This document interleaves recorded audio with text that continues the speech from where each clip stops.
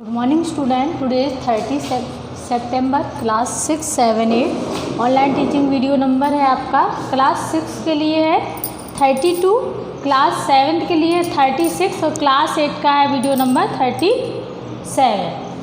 तीनों क्लासेस में common chapter है एक से, इसलिए एक साथ वीडियो बन रहा है। सभी क्लासेस में एक से ही क्वेश्चन आंसर होंगे। बस ये है किसी के में कोई आएगा, किसी के में कोई से किसी प्रकार से आ जाएगा क्वेश्चन।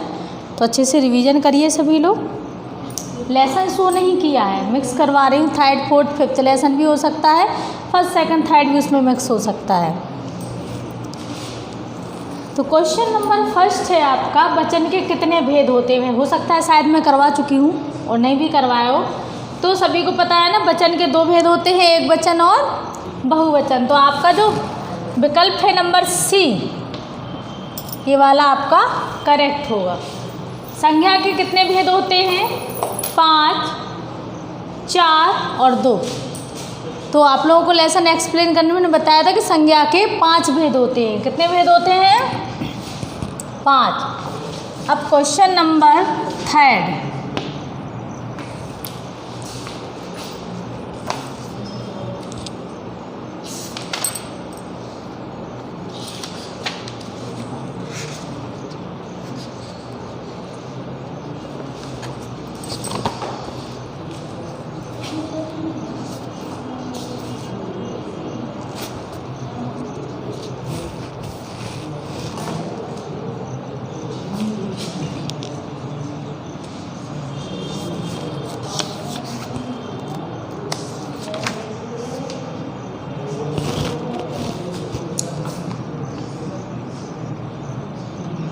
ताजमहल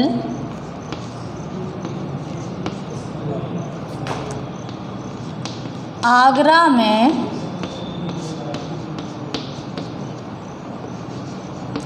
स्थित है। ताजमहल आगरा में स्थित है। इस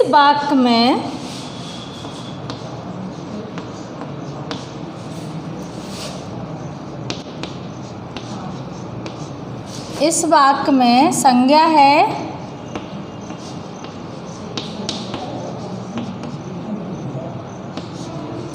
फर्स्ट ऑप्शन दिया है आपका जातिवाचक,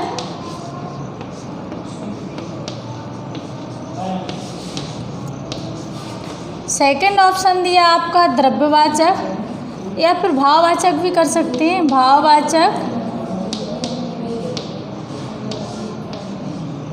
और जो आपका सी वाला ऑप्शन है इसमें है आपका व्यक्तिवाचक। व्यक्तिवाचक।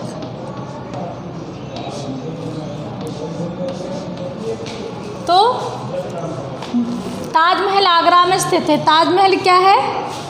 नाम है, विशेष नाम है, तो आपका ये जाएगा व्यक्तिवाचक में। किस संज्ञा का होगा ये आपका? व्यक्तिवाचक संज्ञा का।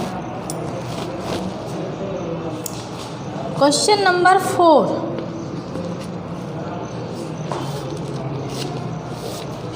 द्रव्यवाचक संज्ञाओं को गिना नहीं जाता, नापा तोला जाता है। द्रव्यवाचक संज्ञाओं को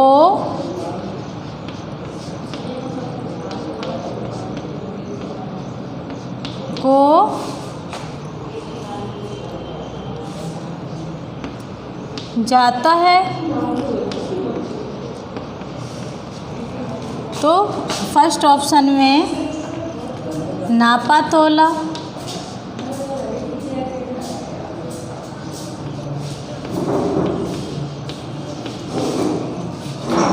बी ऑप्शन है आपका गिना जाता है,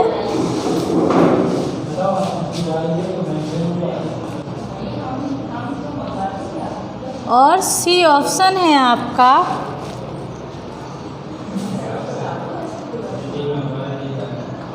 ए और बी दोनों नहीं।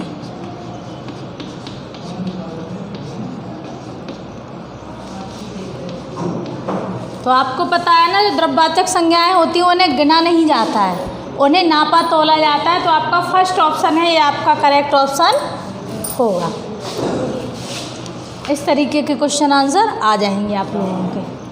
अब ज़रूरी नहीं कि क्वेश्चन आंसर यही हो, आप लोगों को लेसन तो रीड करना ही पड़ेगा। जितने आपके लेसन में और अदर एक्सरसाइज है ना, फिल इन द ब्लैंक्स वगैरह और भी एक्सरसाइज से आपको टिक द करेक्ट ऑप्शन बना करके डाला जा सकता है।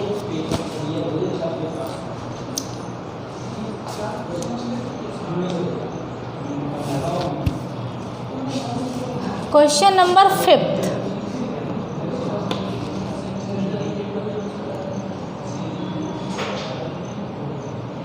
घर, नदी, स्कूल संज्ञाएं हैं। घर, नदी, स्कूल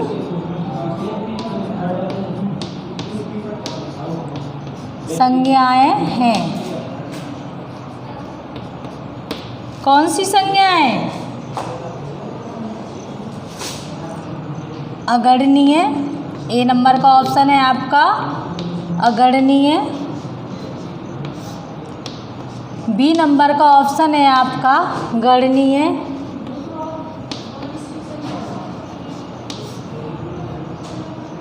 और सी नंबर का ऑप्शन है आपका दोनों नहीं, दोनों नहीं।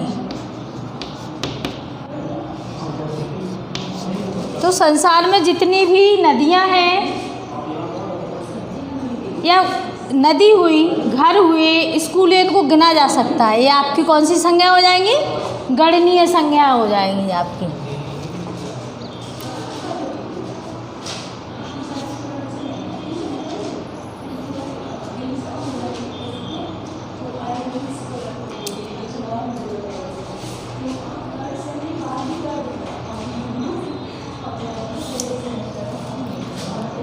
सिक्स्थ नंबर का क्वेश्चन है आपका, सज्जन की भाववाचक संज्ञा होगी। सज्जन की भाववाचक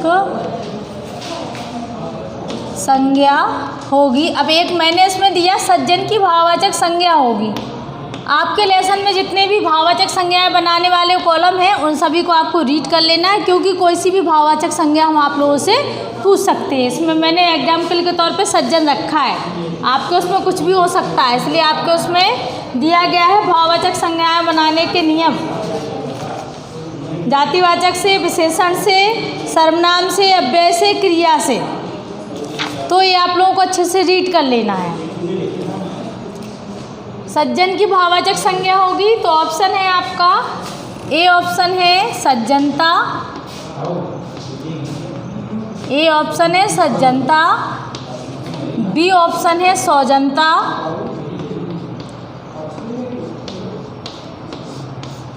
सी ऑप्शन है कायरता।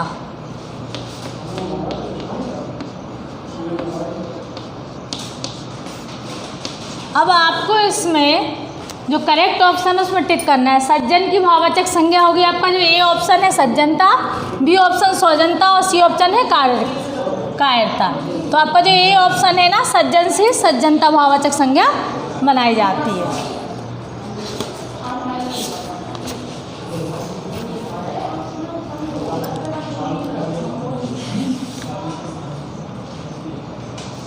इसी तरीके से आ सकता है निज की भाववाचक संज्ञा होगी अपनापन, निजत्व या फिर तुम्हारा। तो आपकी निज की भाववाचक संज्ञा क्या होती है? निजत्व या निजता भी हो सकता है आपका। इस तरीके से भी क्वेश्चन आपके आ जाएंगे।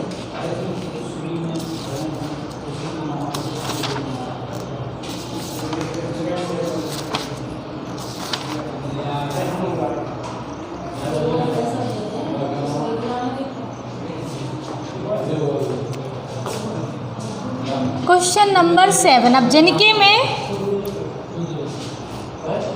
कारक वाला पोर्शन कंप्लीट हो गया ये उनके लिए हो, जिनके में नहीं हुआ तो कोई बात नहीं है। पहले आप लोग सिलेबस सुन लें। आपका सिलेबस है lesson 1 to 5, lesson 1 to 5, 6, 7, 8 class में अगर जिनका कारक वाला पोर्शन नहीं हुआ है उसको छोड़ करके बाकी पूरे लेसन आएंगे 1 to 5 तक। आपकी कोई सी भी एक्सरसाइज हो सकती है किसी भी एक्सरसाइज को टिक द करेक्ट ऑप्शन में कन्वर्ट करके दिया जा सकता है। इसलिए आपको जितनी लेसन में एक्सरसाइज हैं पीछे वो भी अच्छे से कंप्लीट कर लेनी है। और जो संज्ञाएं हैं, तत्सम शब्द, तद्भव शब्द हैं, और जिसी थर्ड लेसन में आपके पर्यायवाची, विलोम शब्द, अनेकार्थी शब्द, श्रुति संभिन्नार्थक शब्द वगैरह दिए गए, इनको भी अच्छी तरह से देसी विदेशी शब्द की डेफिनेशन वगैरह जो भी एग्जाम्पल दिए गए हैं वो आप लोगों को अच्छे से रीड कर लेना है, क्योंकि कोई भी शब्द आपको दिया जा सकता है कि देसी है या विदेशी है, ये तद्भव है या तत्सम है, इस तरीके से तो आपको रीड कर लेना। जो लेसन की एक्सरसाइज है वो तो हमने कंप्लीट करवाई, उनको भी रीड कर लेना, अच्छे से लर्न कर लेना। तो जैसे आपका आया है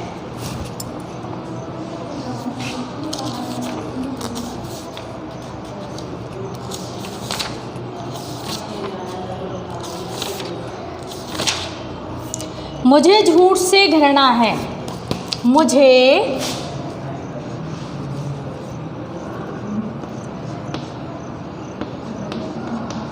झूठ से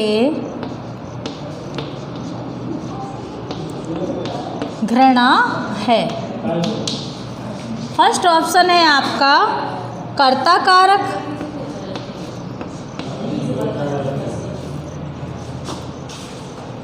मुझे झूठ से घृणा है, इसमें कारक बताइए, इसमें कौन सा कारक है, कौन सा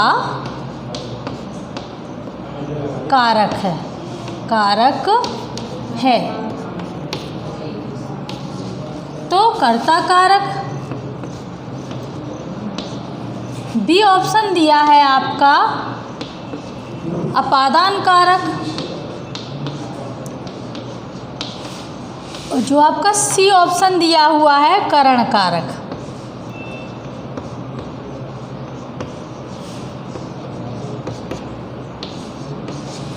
मुझे झूठ से घृणा है, इसमें से जो कारकीय चिन्ह है वो से आया है, इसमें आप कंफ्यूज हो सकते हैं।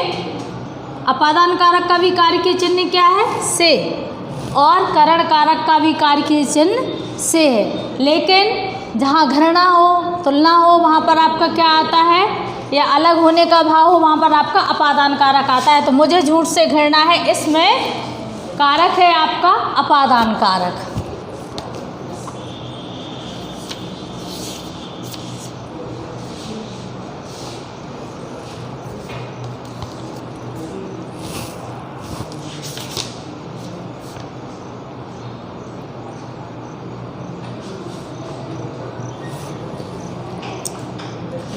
क्वेश्चन नंबर 8,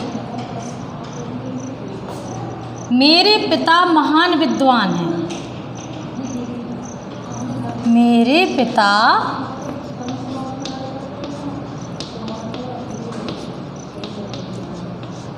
महान विद्वान हैं।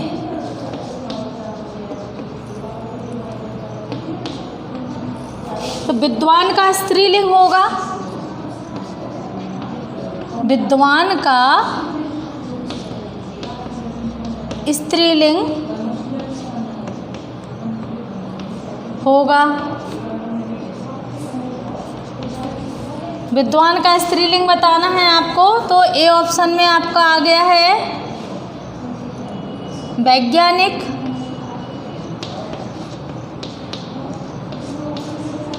लेखिका,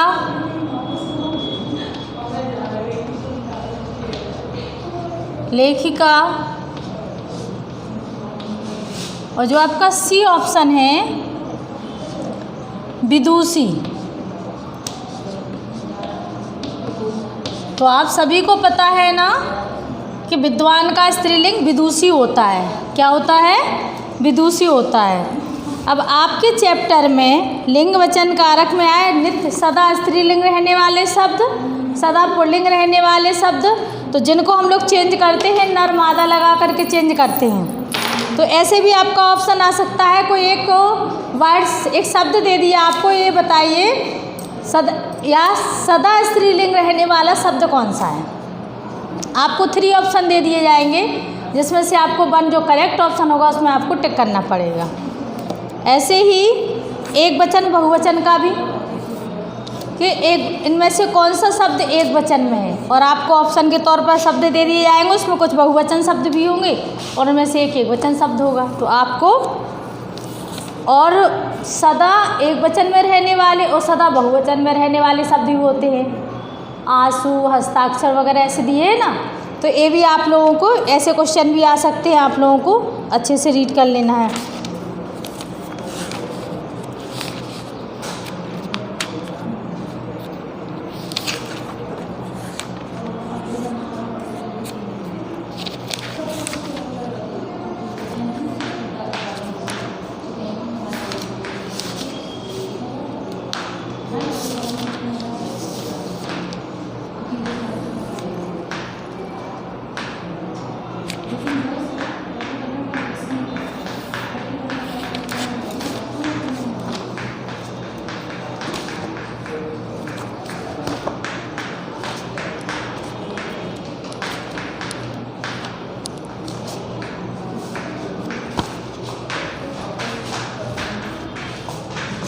क्वेश्चन नंबर 9,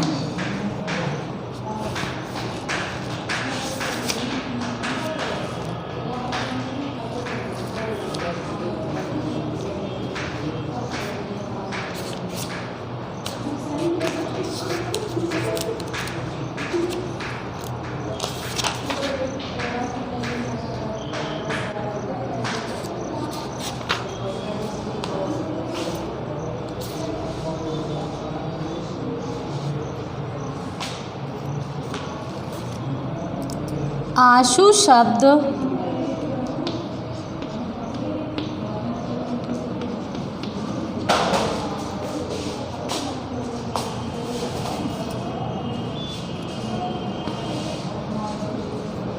का वचन बताइए।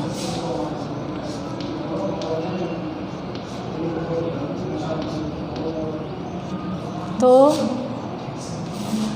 ए ऑप्शन है आपका एक वचन,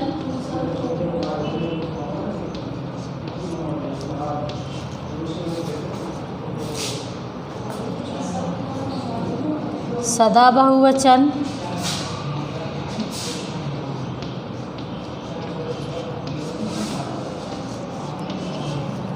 और सी ऑप्शन में आपका रहेगा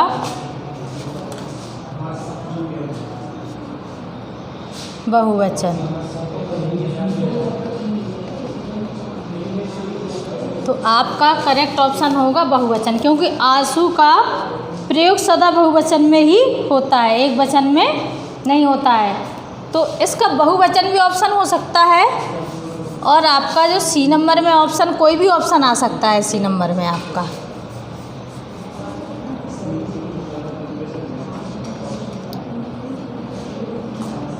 द्विवचन भी हो सकता है ऑप्शन में, लेकिन आप लोगों को इस बात का ध्यान करना होगा कि हिंदी में सिर्फ वचन दो प्रकार के होते हैं, एक वचन और बहुवचन।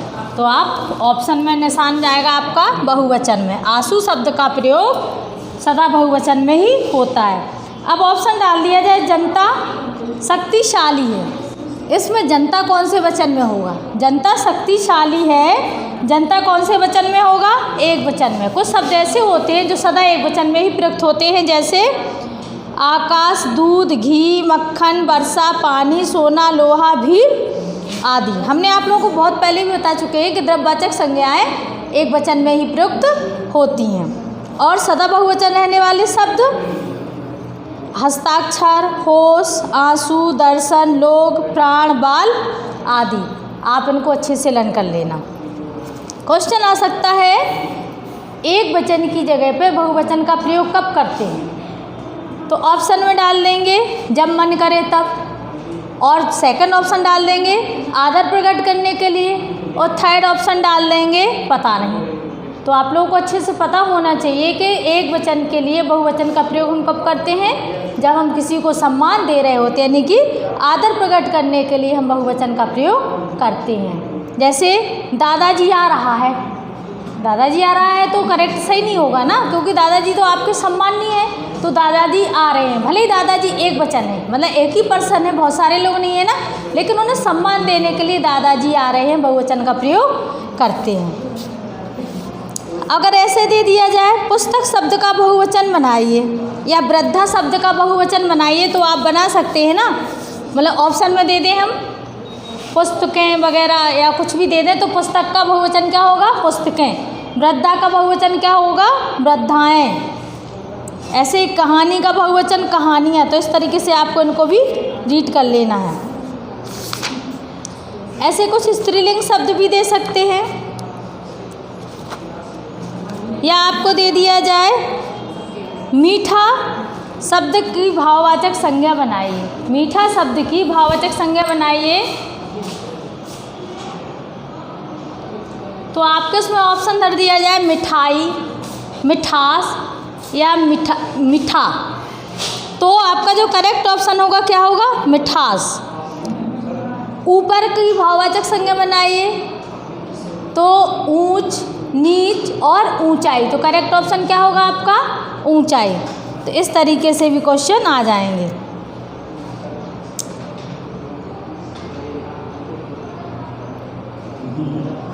केवल पूजाओं से ही नहीं, अपने सत्कर्मों से मनुष्य इसकी प्राप्ति करता है।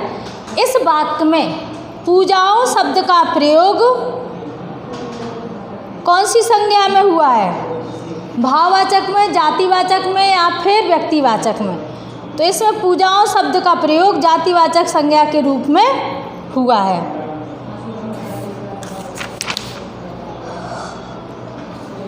अब ऐसे भी क्वेश्चन आ सकते हैं, ऐसे संज्ञा शब्द जिनसे किसी वस्तु, व्यक्ति, प्राणी आदि के स्वभाव, दशा, गुण, दोष और अवस्था आदि का बोध होता है, उन्हें कहते हैं व्यक्तिवाचक संज्ञा, जातिवाचक संज्ञा या फिर भाववाचक संज्ञा।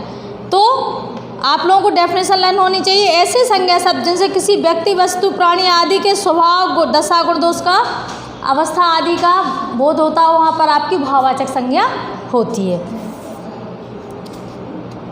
जिस संज्ञा शब्द से किसी द्रव्य, धातु का बोध होता है उसे कहते हैं जातिवाचक संज्ञा, द्रव्यवाचक संज्ञा या समूहवाचक संज्ञा। तो आपका करेक्ट ऑप्शन रहेगा आपका द्रव्यवाचक संज्ञा।